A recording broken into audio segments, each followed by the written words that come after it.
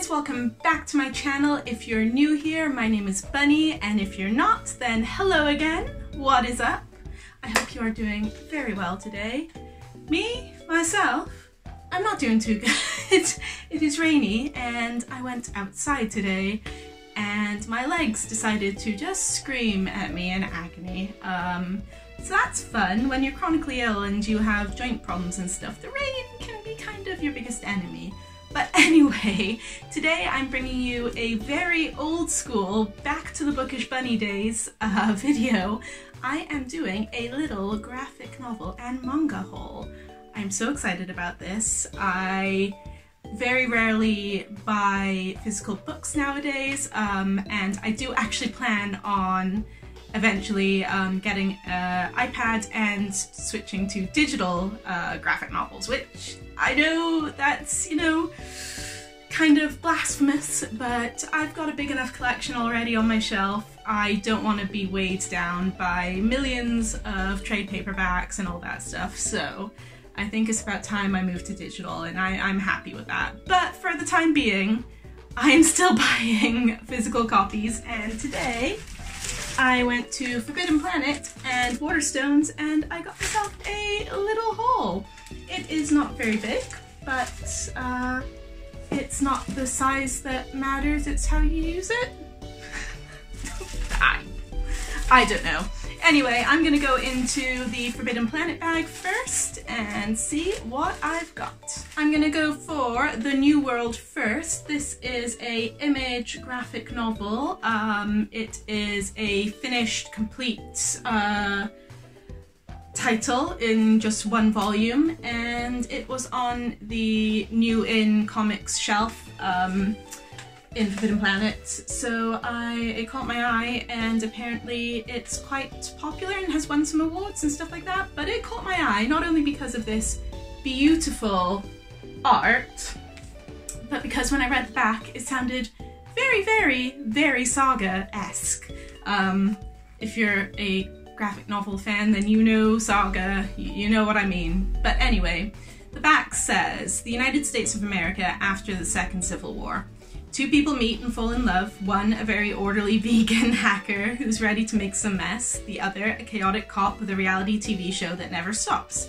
Head over heels with the entire new Republic of New California after them, they run.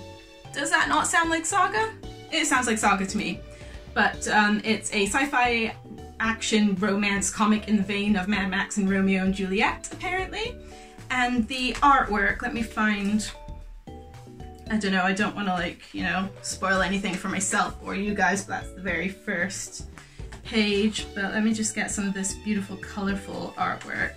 Like, it is absolutely stunning, and I'm guessing it is LGBTQ plus friendly, and I am just very, very, very excited for this because I love series that are just one volume or whatever, and Image never really fails me as a graphic novel publisher.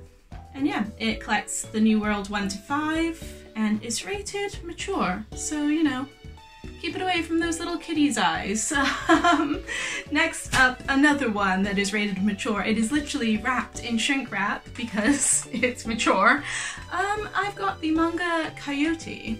It is volume 1, it says explicit content, and that is because it is a BL title. If you don't know what BL is, it's boys love or yaoi, which is manga that is usually erotic and about gay couplings. So this one, I don't know, I've had my eye on it on Amazon for a while, and I was going to do the buy two get one free deal with a few other titles there, but I don't have the money to be doing that, and I spotted this and it looked good, so I just got the one manga. Anyway, I don't know why I'm telling you that. I should be telling you about the manga.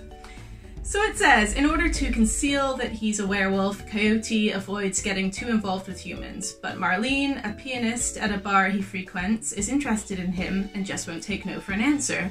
When Coyote unexpectedly goes into heat for the first time. Marlene catches him while he's unable to maintain his human form and offers up a tempting invitation. Coyote wants to resist, but can he? Marlene, so is it not BL? Is it just erotic? I was sure this was BL, and it's from Sublime, which is the part of, yeah, no, it's BL, it's BL. So Marlene, is that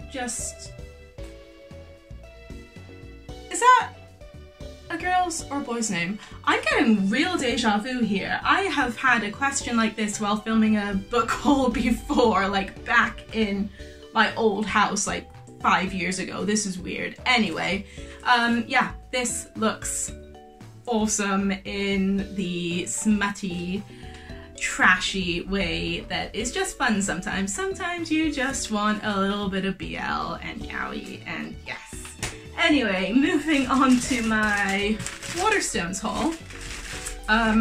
Trust me, I could have bought a lot more from Forbidden Planet, but A, they didn't have a lot of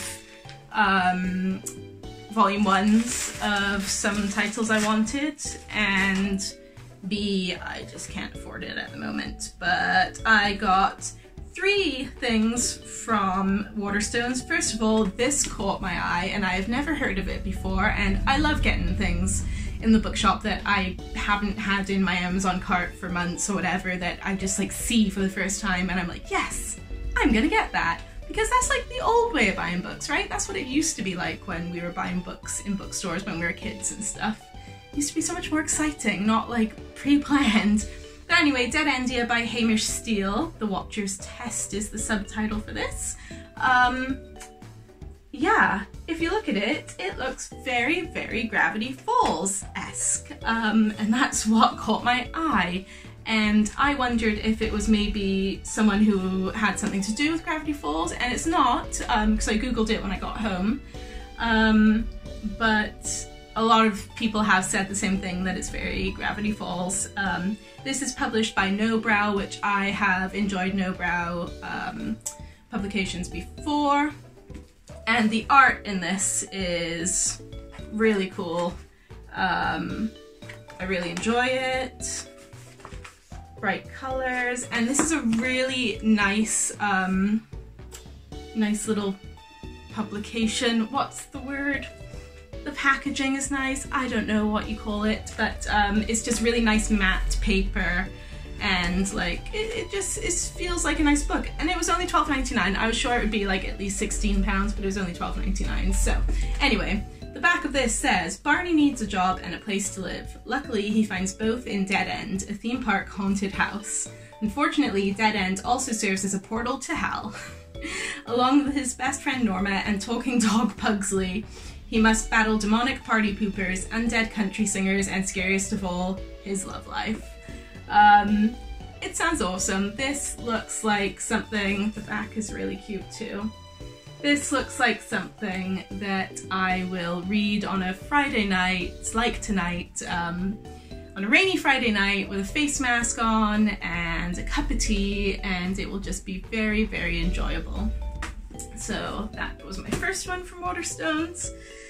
Then second, I spotted Astra Lost in Space, the manga, which I had been looking for in Forbidden Planet, and they only had other volumes of it, not the first volume, and I have not read this yet at all, so I needed to start with number 1, obviously.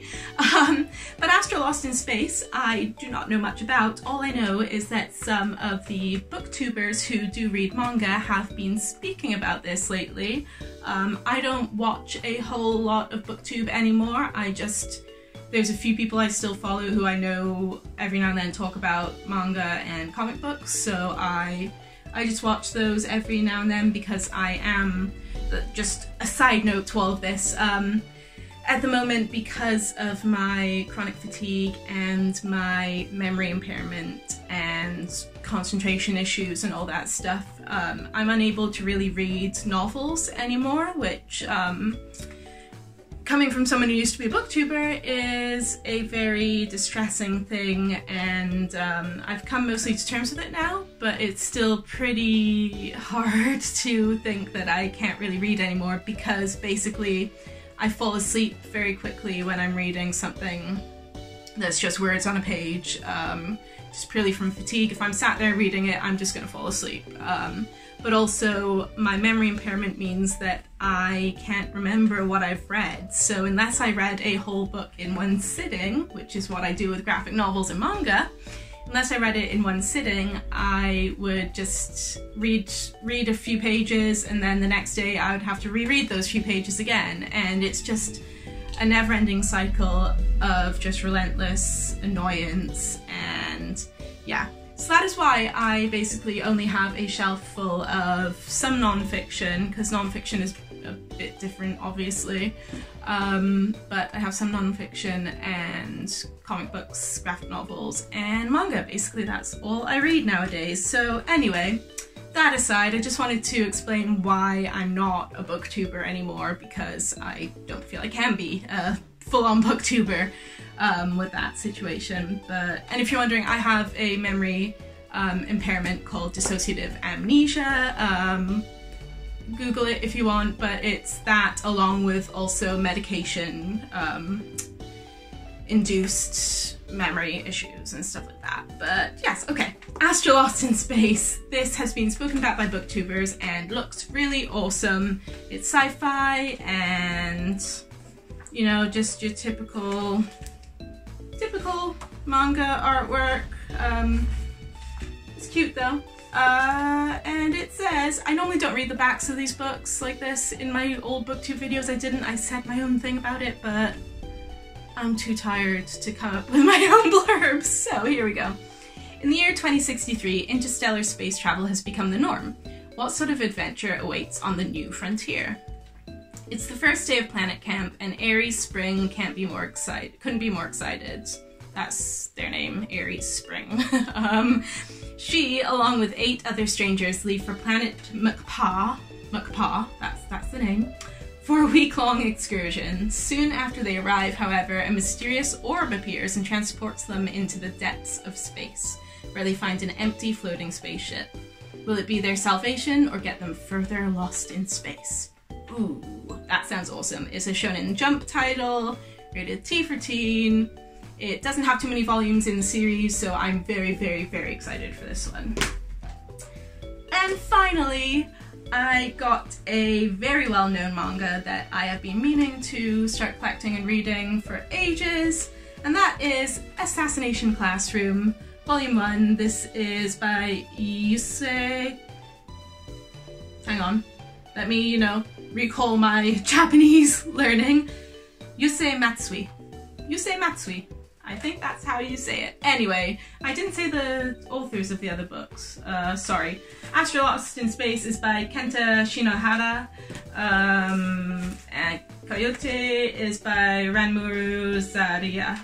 I think that's how you say it. But yes, we've got Yusei. Oh my god, I'm taking way too long to just say the authors' names here. Yusei Matsui. There we go.